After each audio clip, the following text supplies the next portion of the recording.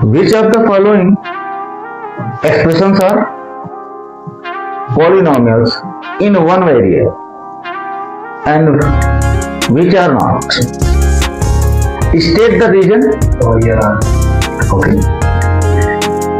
Next. Y square plus root 2. Root 2 is number. We can say y root 2, it has more than one term. Yes, more than. It has a variable, one variable. Y is the variable. Y is variable. That's it.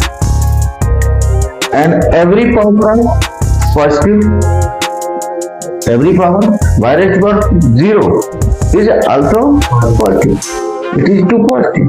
So all the three conditions are fulfilled. So that it is polynomial.